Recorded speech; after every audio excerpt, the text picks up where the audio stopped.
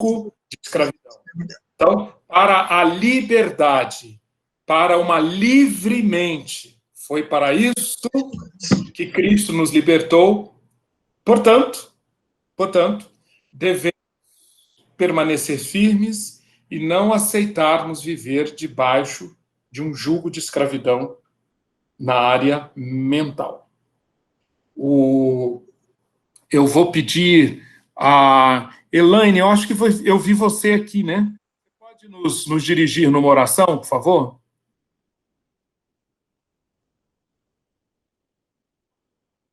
Ela está aqui? Riscado, ela não está no grupo aqui. Talvez a conexão dela tenha caído. Ah, tá. Então, deixa eu ver. Imaculada, você poderia nos dirigir numa oração, por favor?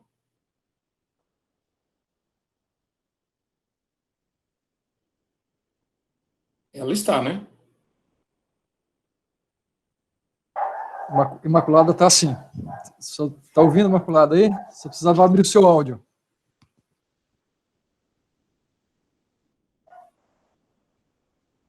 Eu acho que ela... Foi buscar o Jesus.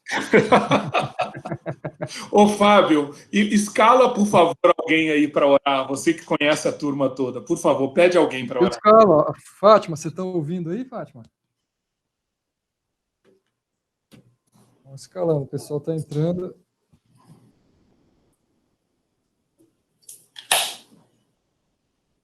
Ô, Riscado, eu tô vendo. A Leonor estava com a câmera aberta, estava desde o início aqui também. Leonor, ora para nós. Caiu. Não, Leonor está conectada. Estou aqui, estão ouvindo? Estamos ouvindo sim, Leonor. Ok, então vamos orar, irmãos. Agradeço a oportunidade de estarmos juntos novamente. Senhor, muito obrigada, porque esse é um tempo especial que o Senhor tem reservado para esse grupo, como parte da sua igreja, para edificação, que, na verdade, Senhor, tem sido um confronto, um tempo de repensar tantas coisas, e todos nós que estamos aproveitando esse conteúdo, Senhor, escrito, falado, por certo, estamos revisando várias coisas, e tem sido uma bênção estar contigo nesses temas, e também com os teus servos que têm dedicado tempo para esse estudo. Que o Senhor possa nos receber na tua presença nessa tarde, como um culto de adoração a ti, de atenção e de tempo, Senhor, para que a igreja como um todo seja edificada nessa área. Amém. Que os teus servos que estão chegando possam ser recebidos por ti, que o seu Espírito Santo possa fazer o complemento da compreensão disso na nossa mente para o nosso coração. Muito obrigada por essa tarde, abençoa a família do Luiz, abençoa, Senhor, as questões das igrejas que estão aqui representadas e que cada família, na tua presença, seja cuidada pela tua graça e pela tua misericórdia. Em nome de Jesus é que nós agradecemos. Amém. Amém, amém. Oi, Luiz, eu tinha ido buscar o Jesus. Tá vendo que eu acertei, né? Acertou, quando eu fui ligar, a Leonor começou. Não, imagina. Bem, nós estamos na parte do nosso curso em que estamos estudando qual é o tratamento que Deus providencia para mantermos a nossa mente livre, para termos a saúde mental do ponto de vista bíblico. E, em essência, esse tratamento consiste em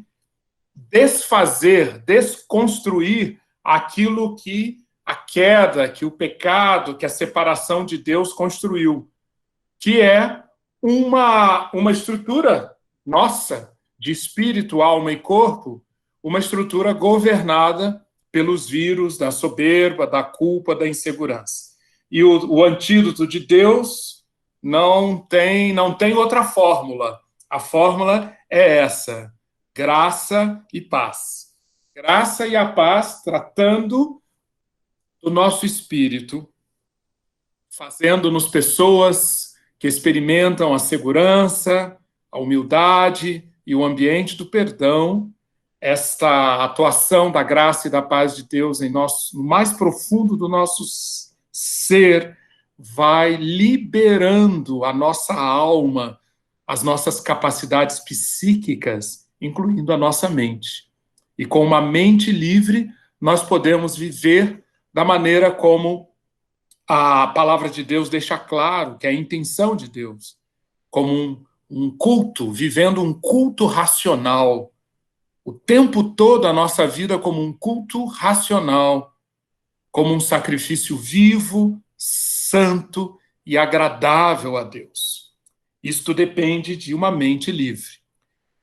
Eu propus que, para nós praticarmos disciplinas buscando uma livre mente, nós devemos prestar atenção em 5 pontos. 5 pontos. O alcance integral do programa, do tratamento divino, é sempre espírito, alma e corpo. A consciência crescente dos nossos gatilhos, dos nossos padrões mentais. Há uma consciência também cada vez mais profunda de o quanto esses gatilhos, esses padrões estão, na realidade, expressando aquilo que se passa no nosso espírito, no nosso coração. É de lá que vêm os nossos mais profundos anseios. E é por conta desses anseios que, ao longo da nossa vida, nós vamos desenvolvendo padrões mentais e gatilhos e sensibilidade a gatilhos emocionais que muitas vezes funcionam como verdadeiras jaulas mentais. Verdadeiras jaulas que escravizam a nossa vida mental.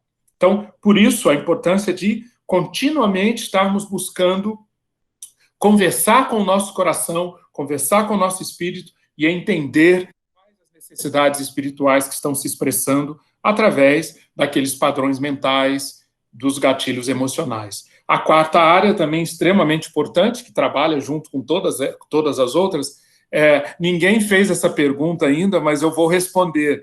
Esse programa, eu estou propondo aqui 5 disciplinas, mas você não deve ver que é uma depois da outra, como se fosse uma escadinha. Não é uma escadinha. São 5 práticas, são 5 disciplinas que nós devemos buscar em paralelo. Em paralelo, nós devemos crescer, buscar de Deus a graça para crescermos nessas 5 áreas. A 4ª é hábitos, hábitos, hábitos. Muito cuidado com os hábitos que nos escravizam mentalmente. E, trabalhando as 4 primeiras áreas, nós vamos estar sempre tendo oportunidade de escolher, fazer escolhas que signifiquem escolhas do mundo governado pelo Espírito. O mundo da segurança, o mundo da humildade, o mundo do perdão. Isso libertar-nos-á. Seremos libertos no nosso coração, no nosso espírito. Para quê? Para praticarmos as boas obras que Deus preparou para a nossa existência desde antes da fundação do mundo. Nós estaremos prontos para propagar, para espalhar aquilo que recebemos. Recebemos graça, espalhamos graça. Recebemos graça, espalhamos graça. O espalhar a graça é esse praticar o bem incondicionalmente.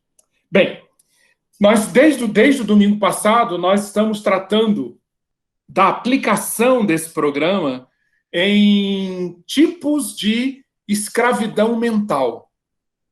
3 tipos de escravidão mental que nós estamos vendo aqui aos domingos, e durante a semana vocês estão podendo ouvir os áudios e estudar as apostilas e acompanhar esse material que a gente está apresentando aqui no domingo. No domingo passado, nós começamos a tratar da escravidão mental da ansiedade.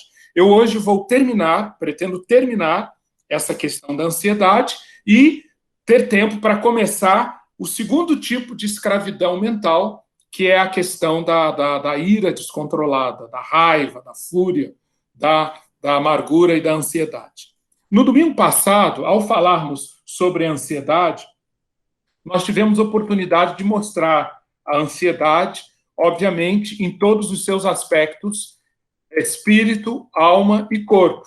Não podemos encarar a ansiedade apenas como algo físico, algo biológico, e nem somente como algo psicológico. A ansiedade precisa ser enxergada em todas as dimensões do nosso ser. Ela é algo que atinge nossa vida biológica, nossa vida psicológica, mas a ansiedade, as escrituras nos mostram com clareza, a ansiedade enraiza-se nas profundezas do nosso ser.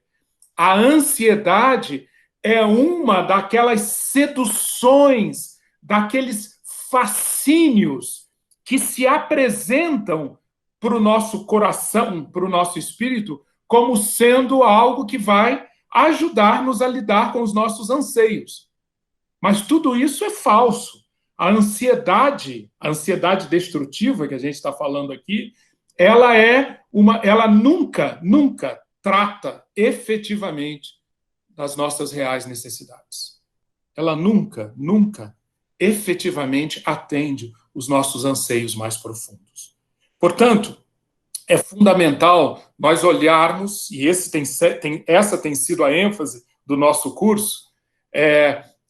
Hoje em dia nós temos acesso a muita literatura, muita informação sobre o nível biológico e o psicológico, correto? Basta você entrar no YouTube, se informar na internet e tem muita informação sobre essas questões de como que a ansiedade está ligada à nossa vida bios e à nossa vida psique. Nós aqui, por isso, estamos gastando muito mais tempo falando da relação da ansiedade no nível espiritual. A ansiedade, sim, está ligada àqueles 3 vírus, os mesmos 3 vírus que nós estamos identificando desde o início do curso. O vírus da insegurança alimenta-se da nossa ansiedade? Sim. O vírus da soberba alimenta-se da nossa ansiedade? Sim. O vírus da culpa alimenta-se da nossa ansiedade? Também. E é esse discernimento, essa compreensão, é esse toque do Espírito de Deus através da palavra dele que todos nós precisamos se queremos efetivamente ter uma livre mente nessa questão da ansiedade. Em resumo, nós vimos que, do ponto de vista psicológico, ansiedade é querer ter sempre o joystick na mão. Ansiedade, os estudantes das ciências da mente mostram que ansiedade, com os seus circuitos cerebrais, com os neurotransmissores ligados à ansiedade, em resumo, tudo isso existe para alimentar um ecossistema em nós, biológico e psicológico, voltado para a questão do controle. A busca do controle, a busca do joystick. Mas nós vimos que essa busca por controle, na realidade, quando olhada com mais profundidade, na realidade, quando olhada com a luz proveniente do Espírito de Deus em nosso íntimo, vai mostrar que essa busca por controle, na realidade, tem raízes no nosso espírito. Algumas dessas raízes aparecem, por exemplo, em 1 de Pedro 5, 6 e 7, Filipenses 4, 4 a 7, 2 passagens que nós estudamos domingo passado, que nós já estudamos nos áudios da semana. Ou seja, Pedro, por exemplo, deixa claro que tentar fazer o papel de Deus provoca ansiedade, orgulho. Pedro mostra que há uma pressão, há tentações especializadas do reino das trevas em nos levar para a região da ansiedade. Então, é coisa no nível espiritual, no nível do nosso espírito. Paulo, em Filipenses, mostra que a ansiedade está ligada à falta de percepção de um Deus de graça que está próximo. Isso é espírito, isso é nível espiritual. A falta de percepção de um Deus de graça que está próximo é raiz de ansiedade. Portanto, está no nível do coração, está no nível do espírito. E Paulo, aqui em Filipenses 4 também, conforme nós já estudamos, mostra que o único antídoto eficaz contra essas raízes da ansiedade no nível espiritual é o quê? É a paz de Deus. A paz de Deus, guardando mente e coração, é o antídoto contra a ansiedade. Novamente, nós vemos com clareza a palavra de Deus mostrando que a ansiedade precisa ser vista também nesse nível do nosso espírito. Na palavra de Deus, nós encontramos, portanto, que a gente tem uma mente livre da ansiedade, quando a gente aprende a se reconectar com as fontes da graça e da paz, que vão substituindo o quê? A insegurança por uma profunda segurança interior. Jesus, em Mateus capítulo 6, versículo 31, Jesus, nós não vamos ler esse texto aqui, mas recomendo que você estude mesmo durante a semana, porque essa questão da ansiedade foi um dos temas tratados por Jesus no Sermão do Monte. É um tema central para nós vivermos no reino de Deus. Essa questão da ansiedade. E o que Jesus apresenta ali em Mateus capítulo 6? De novo, eu não tenho tempo aqui para fazer uma exposição, mas a síntese, qual que é? Os pagãos têm a sua mente ocupada com aquilo que os deixa ansiosos, mas na busca por se verem livres da ansiedade, eles se tornam mais ansiosos. Sabe por quê? Porque a insegurança está na base. A insegurança, e é uma insegurança existencial, é uma insegurança profunda que o ser humano carrega depois que virou as costas para Deus e preferiu o fruto do conhecimento do bem e do mal. Essa insegurança não adianta, não é o fato de eu me ocupar meu pensamento, gastar a minha energia, inclusive mental, com aquilo que eu vou comer, com aquilo que eu vou vestir, com os dias que vêm pela frente. Isto, diz Jesus, não funciona. Os pagãos é que vivem nesse modelo mental. E Jesus diz, o que resolve isso? A convicção profunda que o nosso Pai Celeste sabe com antecedência de tudo de que eu necessito. Esta é a profunda segurança interior. Esta é a consciência lá de Filipenses 4, que Paulo fala, o Senhor está perto, o Senhor está ao alcance da mão. E esse Senhor que está perto já sabe do que vocês precisam. Percebe como isso cria, se nós permitimos, uma profunda segurança interior? Outra questão, e essa profunda segurança interior aparece em diversas passagens das Escrituras. Eu gosto, e tenho certeza que muitos que estão aqui também gostam, e já decoraram o Salmo capítulo 4, versículo 8. Você já decorou o Salmo capítulo 4, versículo 8? Eu memorizo e perdi a conta das noites em que, na hora de dormir,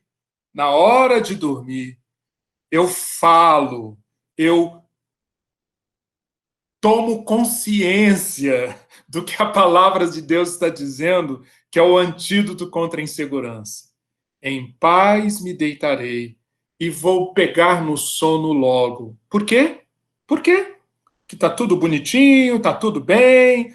Não! Por quê? Porque só tu, Yahvé, o Deus da aliança, o Deus que sabe com antecedência tudo o que eu preciso, porque só tu me guardas em segurança. Falar isso, pensar isso, experimentar isso, é um remédio para o nosso espírito, para o nosso coração, altamente eficaz contra a insegurança. Contra a soberba. Cada vez mais aprendermos o que Pedro ensina a detectar. Por isso o programa Livremente fala em perceber os gatilhos e os modelos mentais. Os gatilhos e os modelos mentais, muitas vezes, vão me trazer consciência de que eu estou tentando ocupar o lugar de Deus. Eu estou tentando ocupar o lugar de Deus. A ansiedade, como já foi falado aqui, em essência, é uma manifestação de soberba, porque é gastar energia agora com algo que está para acontecer lá na frente. E eu não estou lá na frente, portanto, nada posso fazer. Tem coisas que eu posso fazer hoje em prol do amanhã, mas tem coisas que eu não consigo fazer absolutamente nada. O amanhã é que tem que cuidar de si mesmo. Na hora que eu desconsidero isso e tento deixar ligado o motor da ansiedade dentro de mim, se eu for observar bem, esse motor da ansiedade está ligado no meu espírito, no meu coração. Não é só no psique, não é só no corpo, é no coração. E é ali, no espírito, no coração, que ele tem que ser desligado. E como que esse motor se desliga? Humilhando-me debaixo do grande poder de Deus, reconhecendo que Ele cuidará de mim e, portanto, todas as minhas ansiedades têm que ser entregues para Ele. Isso é essa postura humilde. E, finalmente, para atacar a vulnerabilidade espiritual da culpa, eu preciso enxergar isso. Deus nos dê iluminação para isso. O quanto de nossos estados ansiosos estão ligados à falta de perdão. Perdão para mim mesmo, perdão para o meu próximo. O Salmo 32, é uma pena também, nós não temos tempo aqui para entrar nos detalhes, mas fica a sugestão para você estudar durante a semana. Não deixe de estudar o Salmo 32. O Salmo 32 é o salmo de uma pessoa ansiosa. Se você olhar o salmo inteiro, você verá como as manifestações psicossomáticas da ansiedade estão presentes no salmista. Agora, em meio a esse processo de se deixar trabalhar por Deus para superar a ansiedade, Davi enxerga com clareza que ele precisa, o quê? Tratar da questão da culpa. Enquanto me recusei a confessar meu pecado, meu corpo definhou e eu gemia o dia inteiro. Dia e noite tua mão pesava sobre mim. Minha força evaporou como água no calor do verão.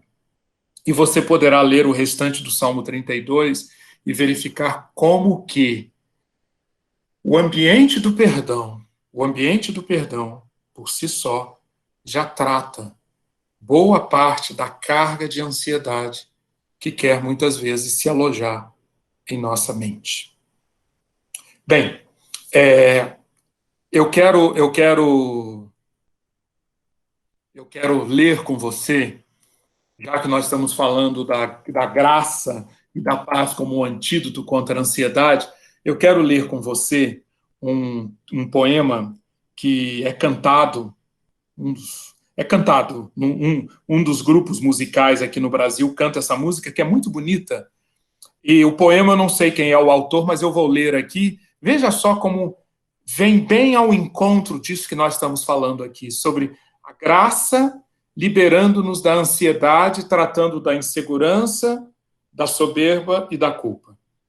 A graça é o ponto de encontro, lugar onde os fardos se espalham no chão, onde todo que chega cansado, tranquilo, descansa o seu coração. A graça se explica em uma cruz. Lá eu posso entender o que o céu me traduz. A morte era a minha sentença, mas agora sou livre em Jesus. Graça, simples assim. Perdão se recebe, se aceita, enfim. Pecado não se explica, pecado se paga. e Cristo pagou por mim. Havia imensa separação entre a raça caída e o Deus do perdão. Mas a graça fechou o abismo e, sem hesitar, estendeu-nos a mão. Mostrou-nos a estrada de volta, à casa do Pai, onde iremos morar. Nos dá a esperança que move a certeza que Cristo em breve virá. Graça, simples assim. Perdão se recebe, se aceita, enfim. Pecado não se explica. Pecado se paga.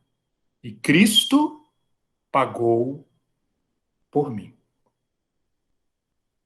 Este é o alcance integral, corpo, alma e espírito, por essa graça e por essa paz, e para crescermos na consciência do que em nós está sendo governado pela soberba, pela insegurança e pela culpa, nós precisamos desses dois outros elementos do nosso programa: consciência crescente dos padrões, dos gatilhos e de como as nossas necessidades espirituais se expressam.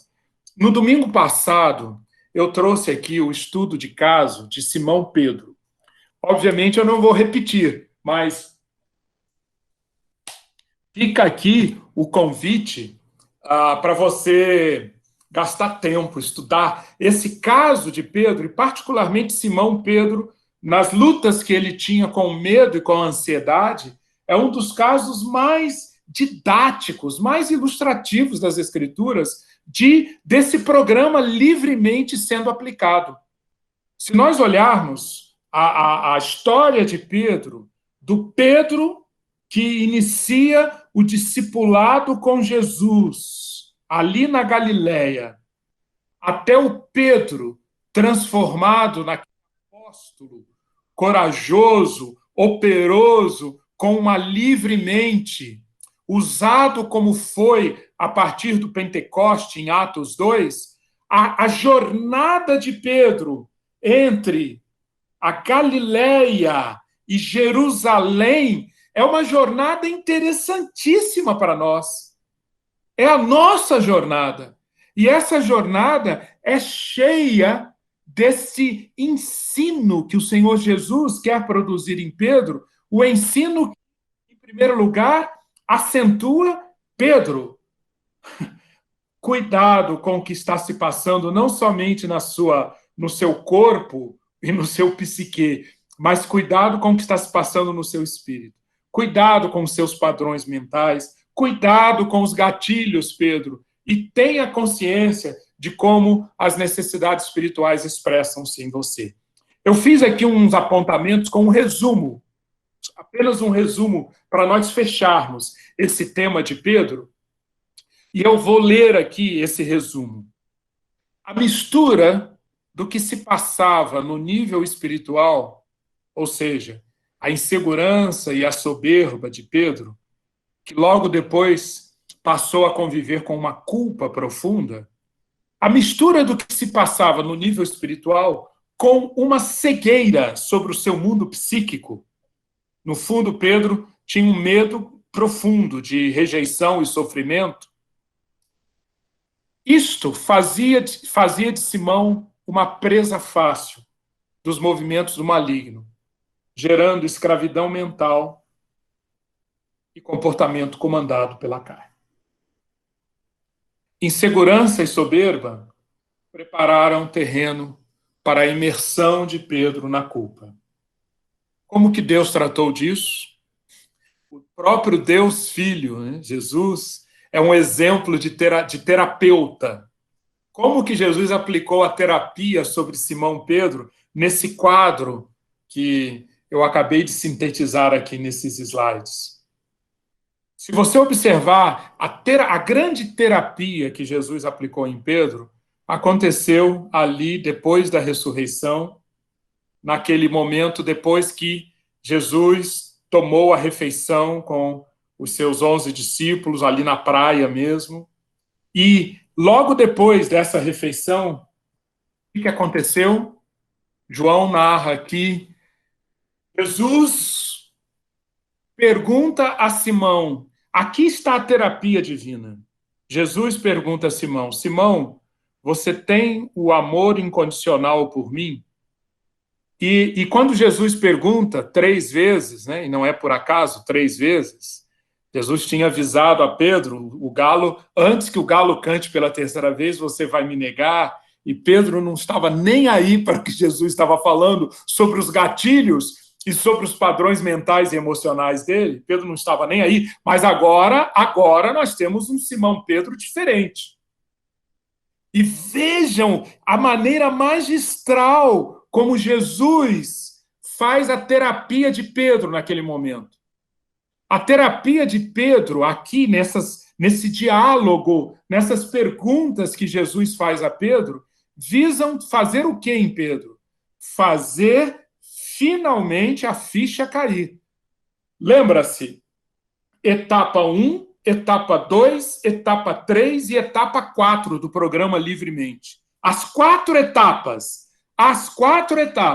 E você há de concordar comigo que, ao longo do discipulado, Jesus deu os toques para Pedro para ele se ligar nessas 4 etapas de uma Livremente. Mas ele não se ligou.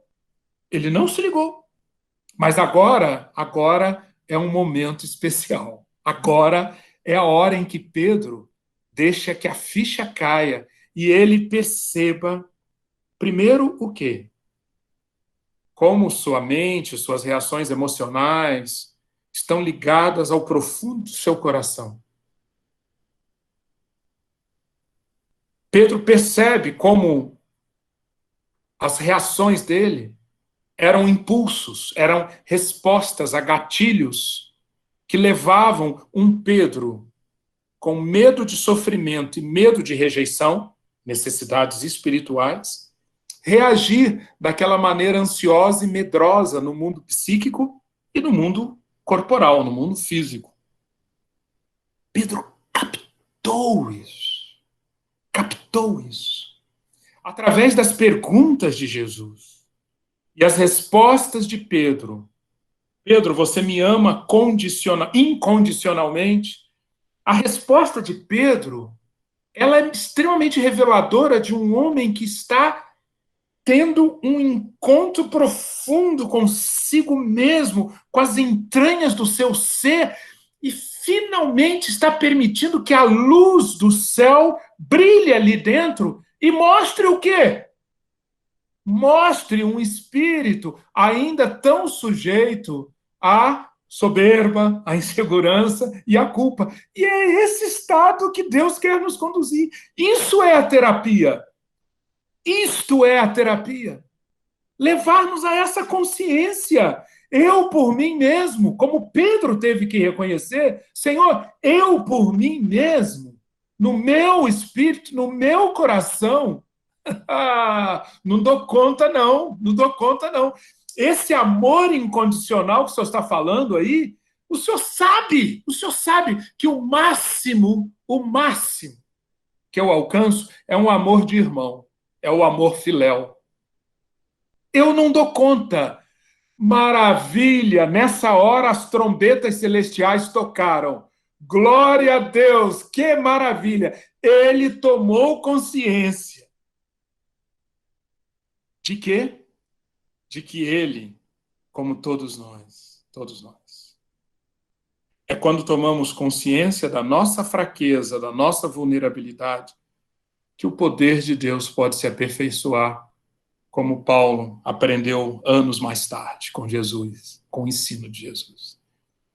O meu poder se aperfeiçoa na fraqueza.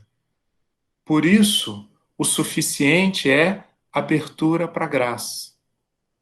E para provar isso, que esse foi o ponto de cura de Pedro, que esse foi o ponto de uma livre mente de Pedro, apesar do que Pedro falou, que ele não era capaz do agape, do amor incondicional, o que Jesus fez? Pedro, alimente os meus cordeiros. Pedro, siga-me. Alimente as minhas ovelhas. Pedro, siga-me. Percebe? Agora, o Senhor Jesus conta com uma pessoa com uma livre mente. Com uma livre mente. E onde está a livre mente? Está no fato de que Pedro deu esses passos. De que ele enxergou que a situação dele, ele não podia viver compartimentalizado. Que o que acontecia no corpo e no psique dele era reflexo do que acontecia no espírito, de que ele estava sujeito a diversos gatilhos, de que ele era escravo de diversos padrões emocionais e mentais, de que ele estava amarrado a diversos hábitos, hábitos do Simão e não do Pedro. E isto tudo fez com que ele pudesse dar o quinto passo. Qual é o quinto passo? Escolher. Escolher. É lindo isso. Alimente as minhas ovelhas. Siga-me. Em outras palavras, escolha. Escolha viver no reino que eu estou inaugurando. Escolha, Pedro, praticar o bem incondicionalmente. Esta é a terapia que Deus quer fazer com cada um de nós e que está tão bem ilustrada aqui no caso do medo e da ansiedade de Pedro.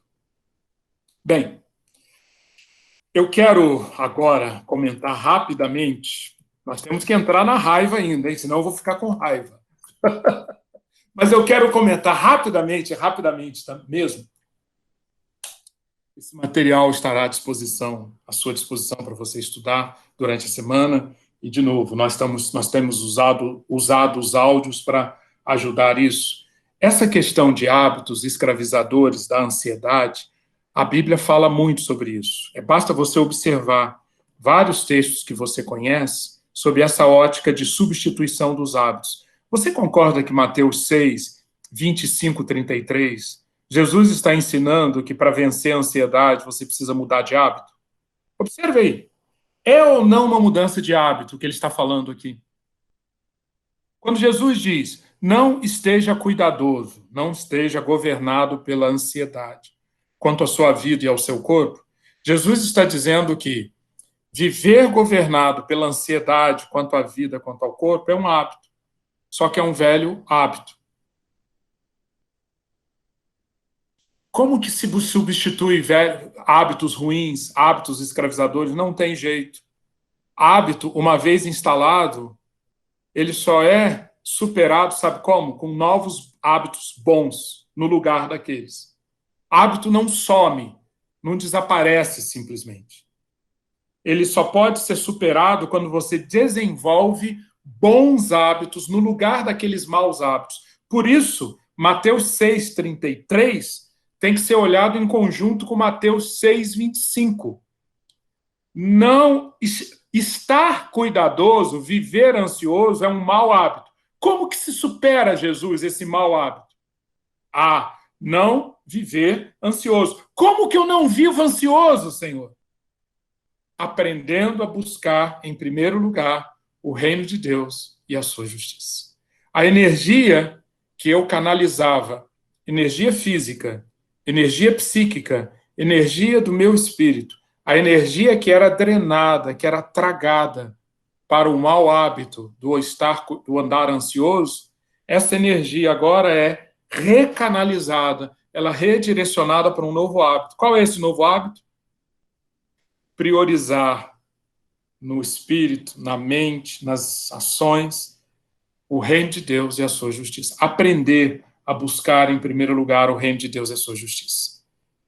Segunda passagem também, Paulo, em Filipenses 4:6. Você concorda que esse texto, que é muito conhecido, está falando de mudança de hábito? Qual é o mau hábito aqui? Qual é o mau hábito? Acumular pesos que nós não deveríamos carregar. Pesos que não são seus.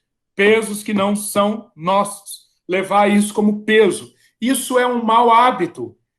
Como que a gente sabe que é um hábito? Entrou no piloto automático. Muitas vezes você nem tem consciência, mas está acumulando peso. Por isso, Paulo diz em Filipenses 4:6, mude o hábito, troque o hábito. Ao invés de ficar acumulando peso, andar ansioso, Paulo diz, qual é o bom hábito que você precisa aprender a desenvolver? Qual é o bom hábito? O que nos cura de andar ansioso? Em tudo, pela oração e súplicas com ação de graças, apresentem seus pedidos a Deus. Cultivar uma vida cristocêntrica, conectando tudo ao reino de Deus através das diversas formas de oração, intercessão, súplica, ação de graças, adoração. Este bom hábito é o efetivo para substituir o mau hábito de acumular peso que não é nosso. Outro mau hábito, já falamos bastante sobre ele, né? Tentar ocupar o lugar de Deus. Esse é um hábito, e é um mau hábito, Qual é o bom hábito que tem que entrar no lugar dele? Lancem sobre ele toda a sua ansiedade. Ele tem cuidado de vocês. Atenção. Perceber que o joystick universal, cósmico, o joystick para valer, está nas mãos de Deus. E perceber que esse Deus que tem o joystick cósmico na mão, ele promete cuidar de você, não das suas preocupações. Este é o bom hábito que a gente precisa desenvolver no lugar do mau hábito de tentar ocupar o lugar de Deus.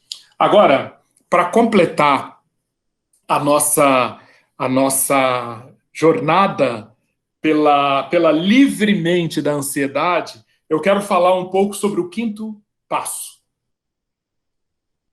Mas agora eu tomei consciência de quão descontrolado eu estou hoje.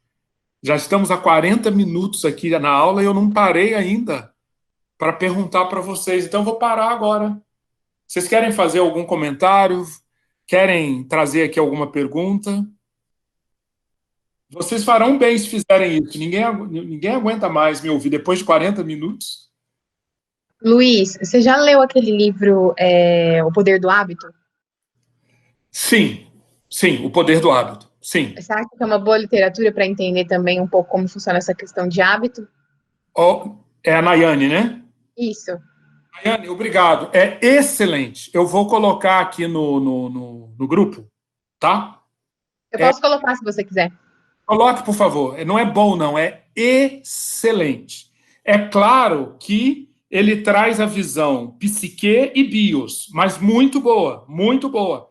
E depois que se você é um discípulo sério de Jesus Cristo, uma discípula séria de Jesus Cristo, e lê esse livro e entende o poder do hábito, se você não procurar tratar dos hábitos nesse nível espiritual também, porque obviamente os autores não falam disso, é porque você não está, ou você não entendeu bem um livro, ou você não tem um discipulado tão sério assim, porque realmente o livro mostra com muita clareza, com muitos exemplos.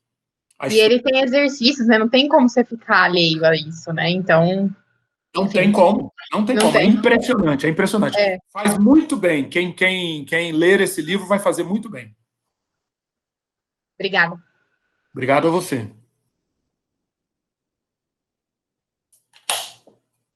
Algo mais?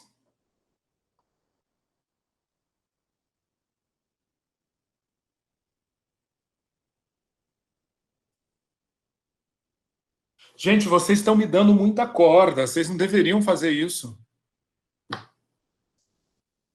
Bem, mas se estão dando, lá vou. Eu vou perguntar, então, mais uma coisa. Claro, que bom. Quando você fala esse negócio de que o Senhor, ele tem, né, o controle, vamos dizer assim, fazendo analogia de um jogo, né, da vida, ele quer que a gente viva realmente essa dependência dele, tipo, tem em todas as circunstâncias, em todas as coisas, em todas as decisões da vida. E até eu acredito assim que tem as regras, os mandamentos dele, né, para andar no caminho que é seguro e de acordo com a vontade dele, assim, de acordo com os preceitos dele, né, princípios dele. E é assim mesmo que funciona. Tipo, vai o tempo todo dependendo dessa conexão, dessa oração, dessa vivência com o Senhor.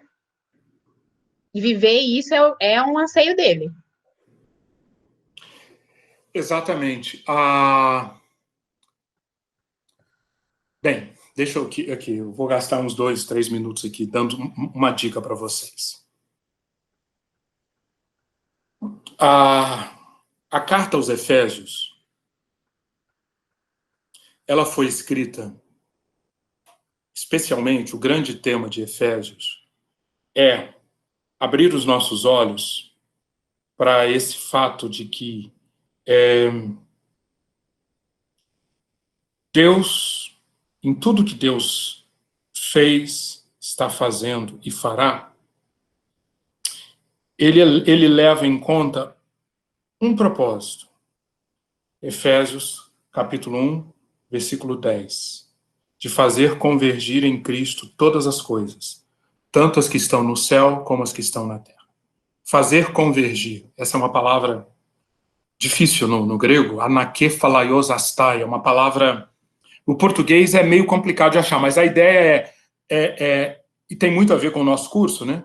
A ideia cosmicamente, o cosmo, não só aqui na Terra, não só a nossa geração, isso é bem próprio de Efésios. Efésios abre os nossos olhos e permite que a gente enxergue fora do hoje e fora da nossa proximidade. A gente consegue enxergar o todo, incluindo as regiões celestiais, e a gente consegue enxergar toda a linha do tempo, o que já passou, o que está acontecendo hoje e o que virá pela frente, e mais até do que a linha do tempo, a própria eternidade. Bem, ao permitir que a gente contemple o que está acontecendo do ponto de vista de Deus, o propósito de Deus em tudo é tornar a congregar em Cristo todas as coisas, tanto as que estão no céu quanto as que estão na terra.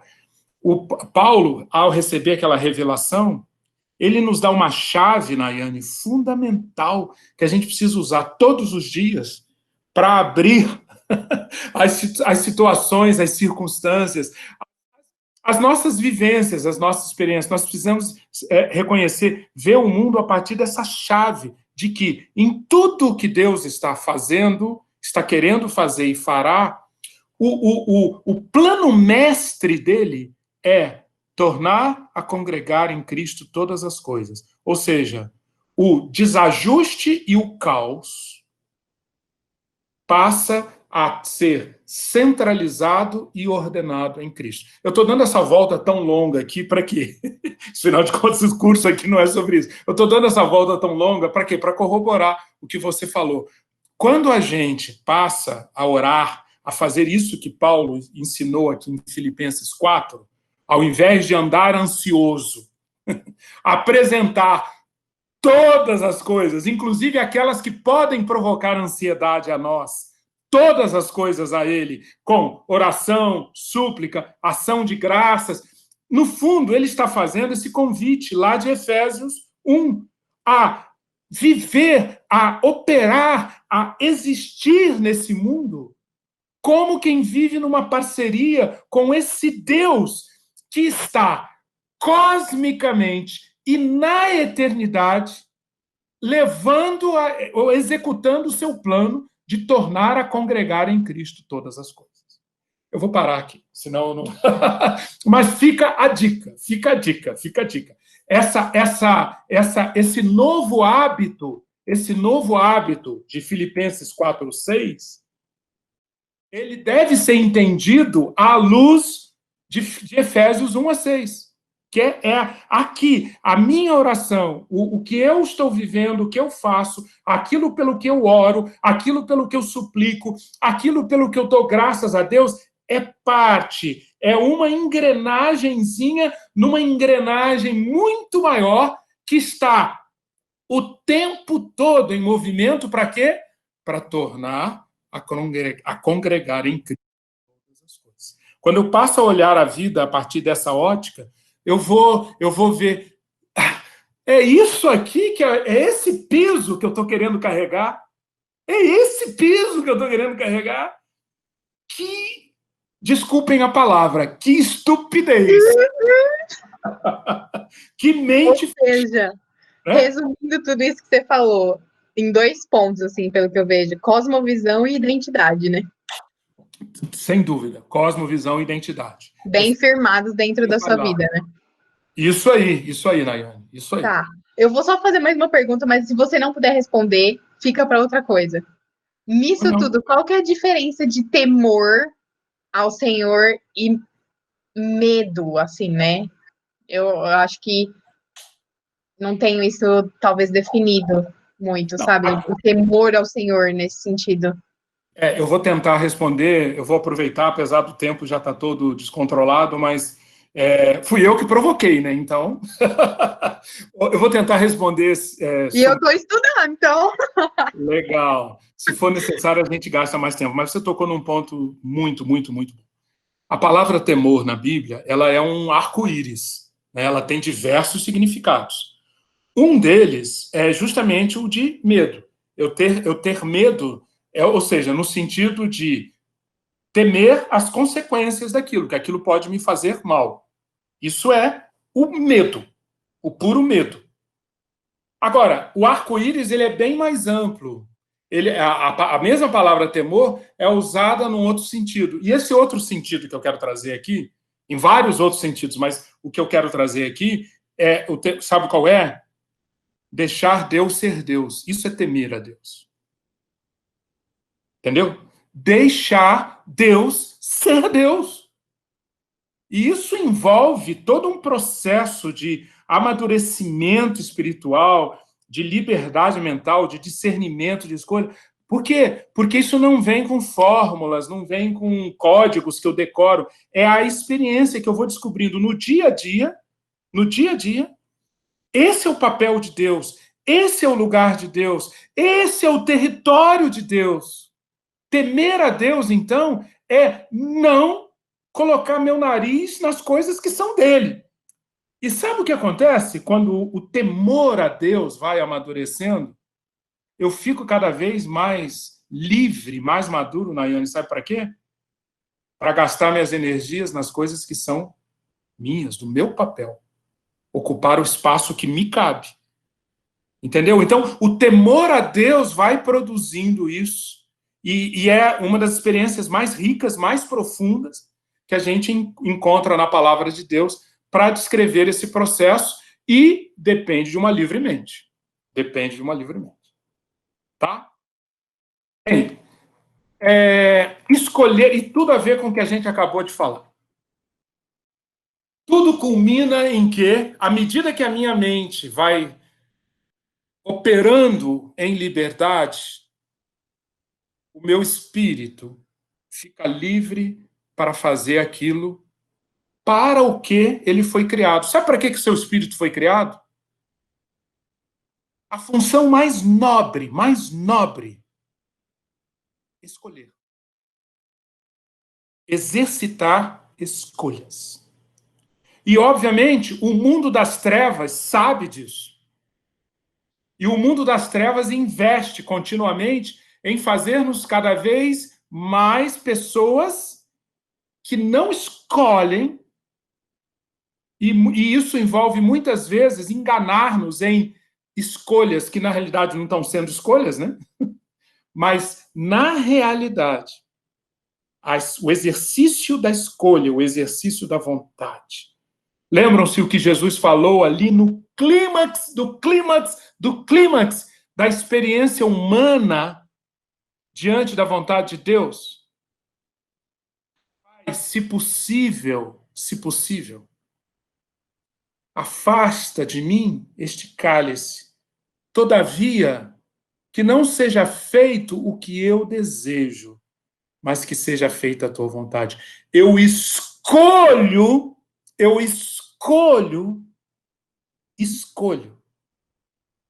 dizer não, se necessário, para o que eu desejo, para que seja feita a tua vontade.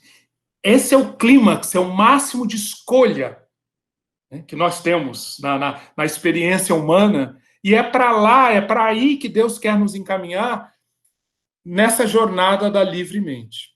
E eu quero sugerir a vocês o seguinte: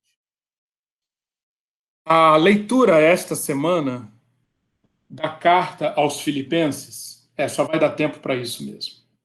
Eu vou ter que cuidar para que a minha raiva não se transforme em amargura nem ressentimento. A minha raiva por não poder entrar na raiva. Filipenses. É por uma boa causa. Filipenses. Você enxergar Filipenses como sendo um manual de uma livre mente. Leia os 4 capítulos de Filipenses sob essa ótica. Aqui, em todos esses capítulos, eu estou pisando um terreno super sagrado, super instrutivo, super edificando. Eu estou pisando o terreno de alguém que alcançou uma mente livre. Uau!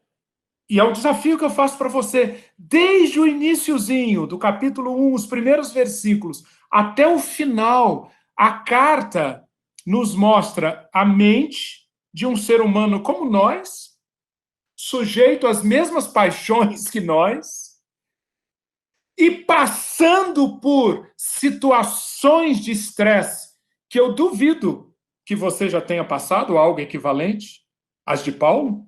Eu nunca passei. E acho que nunca vou passar. Estresse máximo. Mas em meio a esse estresse fortíssimo, as reações de Paulo no seu mundo espiritual, no seu mundo psíquico e no seu mundo biológico também são reações de uma livre mente. A carta aos Filipenses, portanto, apresenta um interessante exemplo da escolha por viver no reino de Deus e suas implicações para os gatilhos, particularmente sobre a ansiedade, que é o nosso assunto aqui que nós estamos concluindo, particularmente sobre a ansiedade. O que não faltava para Paulo é fator estressante para ele ficar ansioso, gatilho para o estresse. Mas é impressionante como Paulo lidou com isso e não abrigou a ansiedade. Impressionante. Eu quero só dar só um exemplo. Eu vou ler aqui alguns versículos para ficar só como uma amostra, tá? Os primeiros versículos, capítulo 1, a partir do versículo 3. Vejam uma livre mente em ação. Acompanhe comigo, rapidamente, aí depois você pode seguir no seu estudo aí da carta durante a semana. Todas as vezes que penso em vocês, opa, essa mente está livre. Todas as vezes que penso em vocês. Então, Paulo está dizendo aqui, ele está pensando nos filipenses, mesmo à distância, mesmo estando encarcerado, mesmo sabendo que uma série de coisas tão perigosas estão acontecendo. Todas as vezes que penso em vocês, dou graças a meu Deus. Olha aqui que manifestação de uma mente livre. Pudera eu dizer isso da minha vida. Pudera eu dizer que eu ocupo mais tempo da minha mente pensando nos meus irmãos, pensando em vocês, pensando nas pessoas sobre as quais eu tenho responsabilidade. Quisera eu.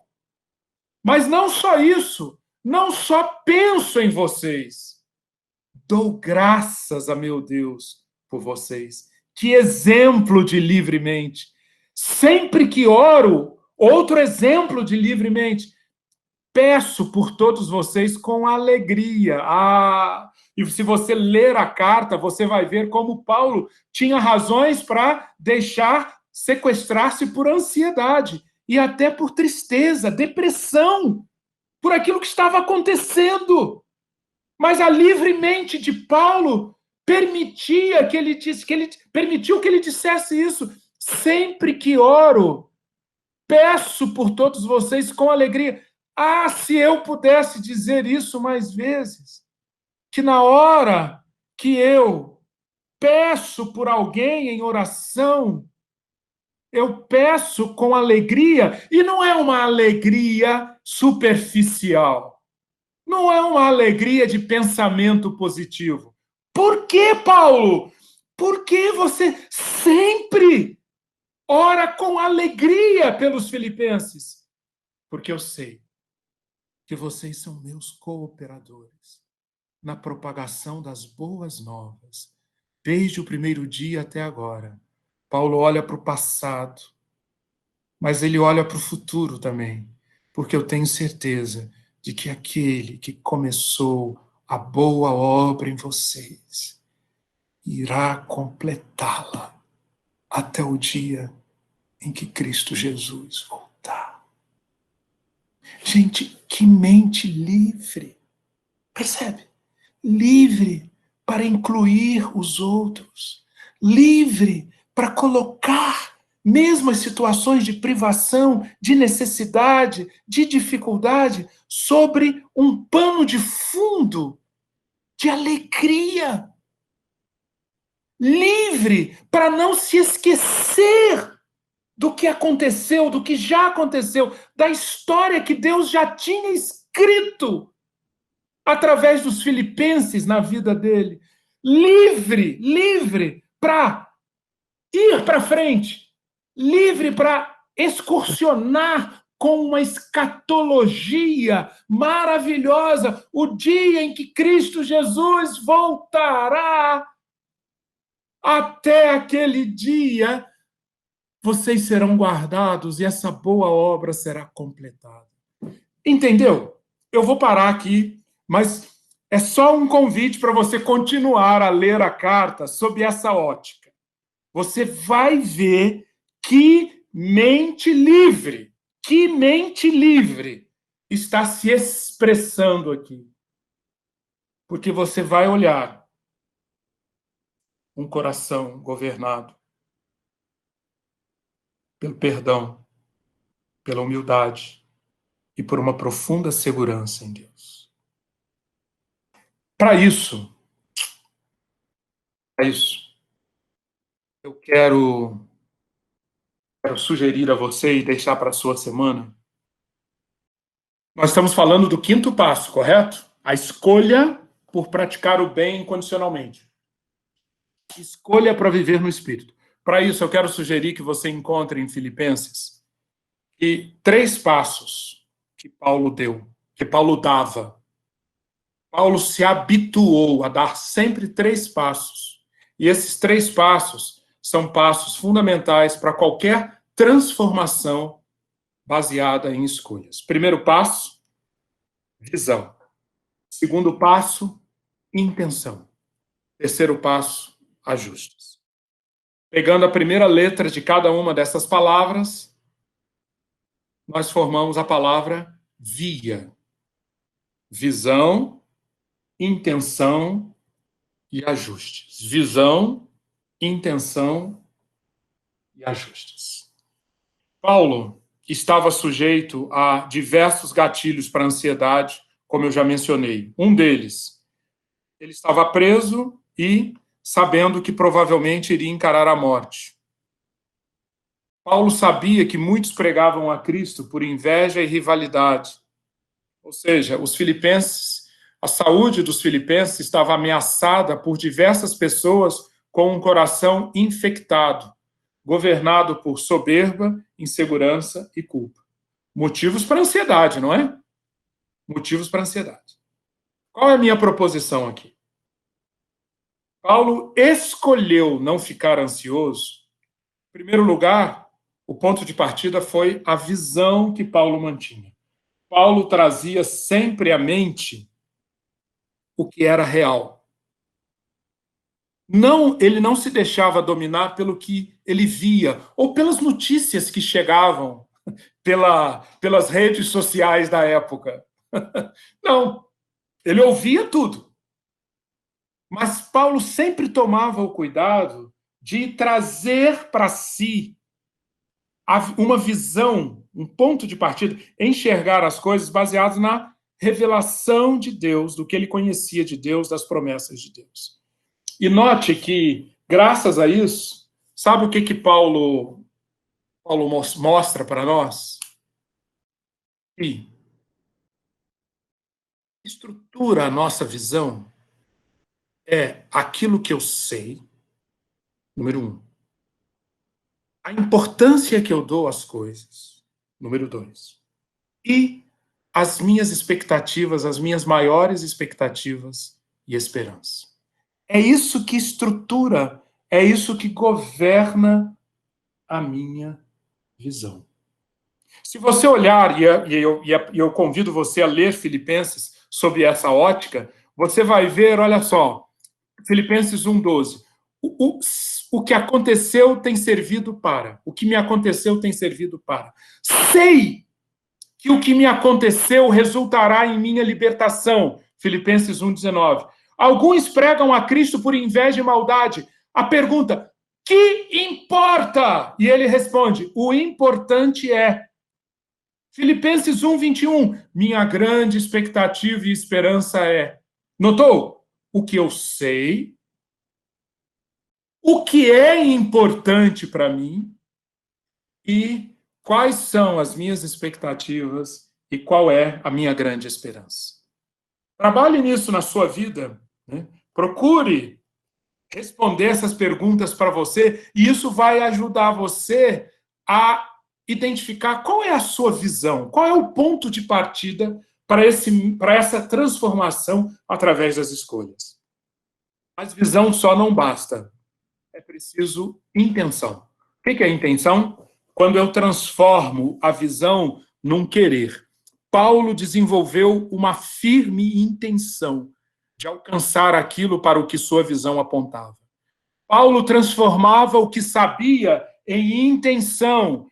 Paulo venceu a ansiedade porque ele teve a intenção de não dar lugar à ansiedade. Vejam o que ele diz em Filipenses 1:19-21.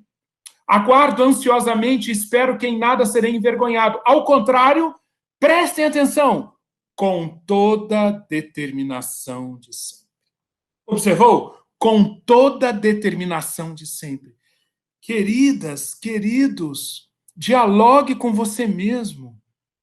Você vai ver que boa parte da sua paralisia espiritual, dos seus tropeços na vida, da sua escravidão mental, sabe por que isso acontece?